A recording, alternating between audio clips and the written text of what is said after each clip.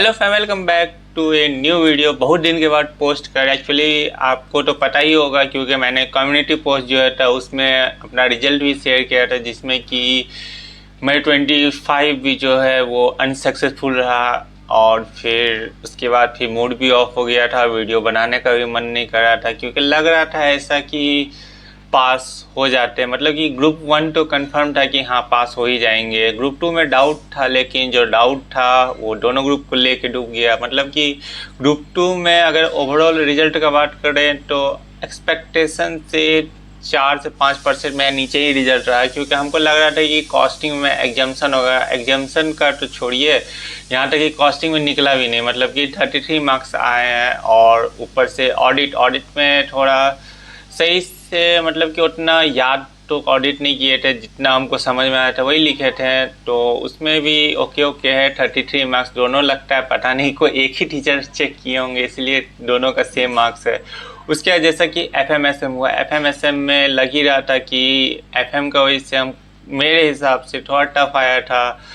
तो हमको डाउट था कि FMSM नहीं निकलेगा तो बस ग्रुप 2 ही देना पड़ेगा सितंबर 25 में। लेकिन फिर दोनों ग्रुप अब प्रिपेयर कर रहे हैं फिर से, क्योंकि देखिए दोनों ग्रुप देने का एक रीज़न है जो मेन, वैसे एक रीज़न है नहीं, 2 रीज़न है मेन। एक तो अभी करंटली हम पूरा का पूरा ग्रुप पढ़े हुए हैं, और सेकंड रीज़न ये है कि इतना भी गंदा नहीं आया है। ग्रुप 1 में जो आया वो आपको टोटली कितना आया, आपको 26 मार्क्स से रह गया, क्योंकि हम पीछे में अपना पूरा मार्क्सिट चिपकाए हुए हैं, थोड़ी देर में आपको दिखाएंगे।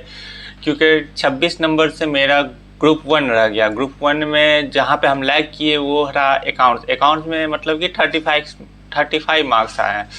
तो थोड़ा जो मेरा अकाउंट्स में मेरा प्रॉब्लम आ रहा है कि स्पीड का प्रॉब्लम है, क्योंकि क्वेश्चन तो लेंदी रहता है, ये तो पता ही है। ऊपर से लेंदी भी रहता है, एग्जामिनेशन का प्रेशर भी रहता है, तो उसमें थोड़ा हम लैग कर रहे हैं। इसलिए हम वैसे अभी अकाउंट्स के लिए आकाश कंडोई सर का फास्ट ट्रैक बैच लिए हैं, जो कि आज से कल तक में उनका बुक आ जाएगा।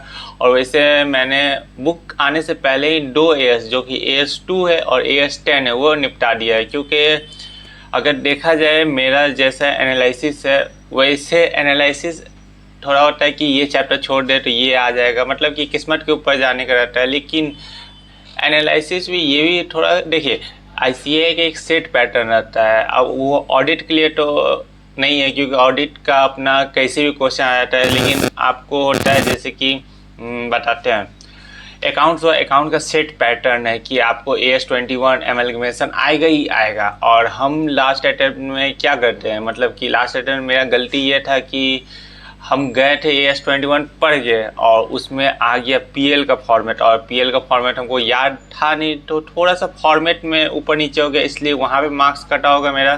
वैसे RTI फाइल की है तो हम सारा अपना देखेंगे गलती कहाँ हम गलती किए हैं, तो फिर उसको रेक्टिफाई करेंगे खुद से ही कि ये गलती दोबारा ना हो।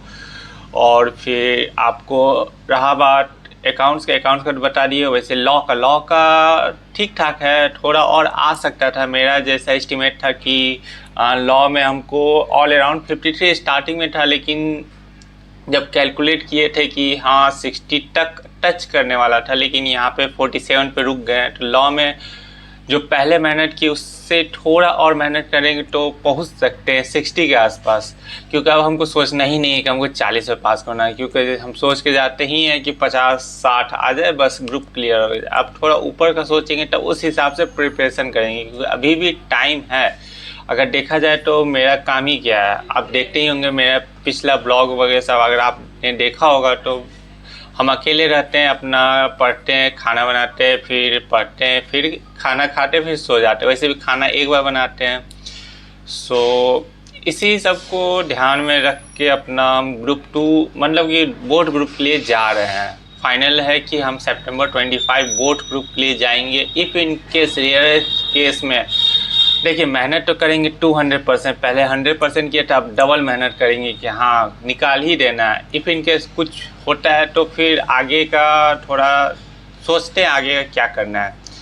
सो यही स्टोरी। और हाँ रिजल्ट डे की भाई साहब, हमको तो लग रहा था हाँ ग्रुप 1 निकल जाएगा आराम से। जैसे ही लैपटॉप पे अपना रोल नंबर वगैरह सब दिए अनसक्सेसफुल, मतलब कि माइंड ही काम नहीं कर रहा था। तभी सोचे कि नहीं अब सीए छोड़ देना है, फिर सीए छोड़ देना है। हम घर पे भी बता दिए अब सीए छोड़ देते हैं, कुछ और करते हैं।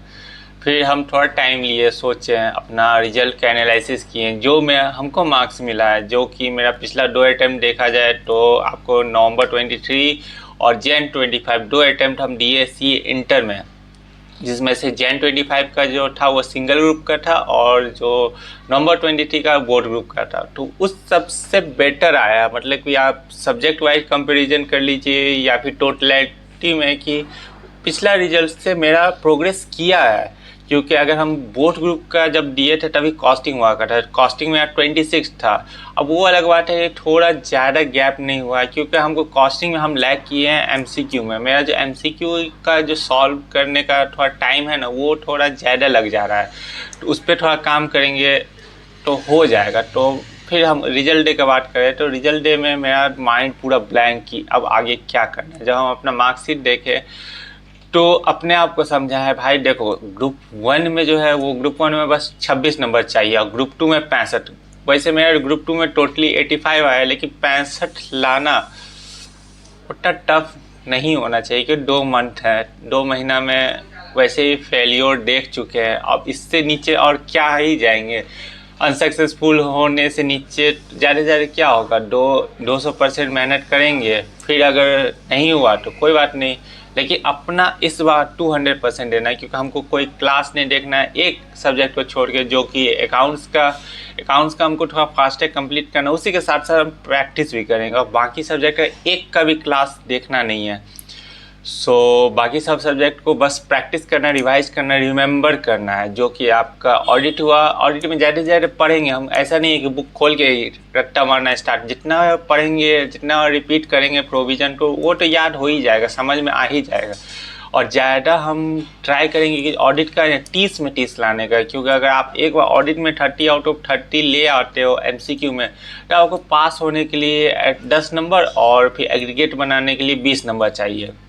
उसके बाद रहा बात आपका कॉस्टिंग का। कॉस्टिंग में बस प्रैक्टिस हमको करना है, एफएम में प्रैक्टिस करना है, एसएम में याद करना ही। एसएम को कह सकते हैं कि याद करना ही पड़ेगा। 1-2 चैप्टर, जैसे चैप्टर 1 का थोड़ा अच्छा से पढ़ लिए तो आपको एमसीक्यू में 15 नंबर में काम आ जाएगा। यही सब थोड़ा सा स्ट्रैटेजी है। वैसे आने वाले ब्लॉग में अगर सोच रहे हैं कि रेगुलर रखें या फिर अल्टरनेट, वैसे आप सजेस्ट करना नीचे कमेंट बॉक्स में ही क्या रखना। अगर रेगुलर रखेंगे तो वही रहेगा, आपको थोड़ा सा ब्लॉग छोटा कर देंगे क्योंकि एडिट टाइम कम हो जाएगा, उस टाइम में फिर हम पढ़ पाएंगे। और अभी 10 मिनट का ब्लॉग आता है रेगुलर वाला, तो आपको आएगा ब्लॉग अगर आने वाले टाइम में रेगुलर करते हैं तो आपको 6 से 7 मिनट का रहेगा। अगर अल्टरनेट करते हैं तो 10 मिनट का रहेगा। देखते हैं। और वैसे भी अभी का जो मेरा रूटीन है, मतलब कि फ्रेंड्स से पूरा दूर। आपने लास्ट ब्लॉग देखा होगा, हम क्रिकेट खेलने गए थे। हमको क्रिकेट मतलब कि हम टेस्ट मैच, आपको यकीन नहीं होगा, 90 ओवर टोटल एक एक बॉल देखते हैं। लेकिन अभी टेस्ट मैच भी गया जो अभी चल रहा है, ना क्रिकेट देखना है, ना सोशल मीडिया चलाना है, ना ही फ्रेंड से बात करना है, ना ही घर से निकलना, सब बंद। मतलब कि ना फास्ट फूड खाना है, सब चीज़ पूरा पूरी क्लोज। 100 नहीं 200% इस बार फोकस करना है। मतलब कि थोड़ा हो जाता है ना कि अनसक्सेसफुल बार बार होना, थोड़ा कोई नहीं, कर लेंगे, ट्राई करेंगे ज़रूर। मिलते हैं आपसे नेक्स्ट ब्लॉग में। तब तक के लिए प्लीज़ लाइक शेयर सब्सक्राइब जरूर करिएगा। एंड थैंक यू इतना सारा अच्छा सपोर्ट दिखाने के लिए, थैंक यू सो मच। आप लोग का कमेंट पढ़ के अच्छा लगा रिजल्ट दिन का, या फिर आपको लास्ट जो पोस्ट किए थे उस सब का भी थैंक यू। ऐसे ही सपोर्ट करते रहिए और हम अपना 200% देंगे इस बार। 100, पिछले बार तो 100% दिए थे, इस बार 200% देंगे कि हाँ सितंबर 25 हमको दोनों ग्रुप निकालना है। मिलते हैं आपसे जल्द ही नेक्स्ट ब्लॉग में। तब तक के लिए थैंक यू फॉर वाचिंग। मिलते हैं नेक्स्ट ब्लॉग में। और हाँ, आप बोलेंगे कि हम बोले थे कि अपना स्टडी टेबल दिखाना है, तो कुछ ऐसा मैंने अपना मई 25 का मार्कशीट यहाँ चिपका है और ये रहा सितंबर का, जो कि रियलिस्टिक है। टारगेट ऐसा अचीव कर सकते हैं, लेकिन लेकिन क्या कोई बात नहीं, करना है ये टारगेट अचीव। मार्कशीट सितंबर 25 और ये रहा पिछले बार के, जैसे कि मैंने लिखा टैक्स में 42, तो रियलिटी में टैक्स में 42 आया।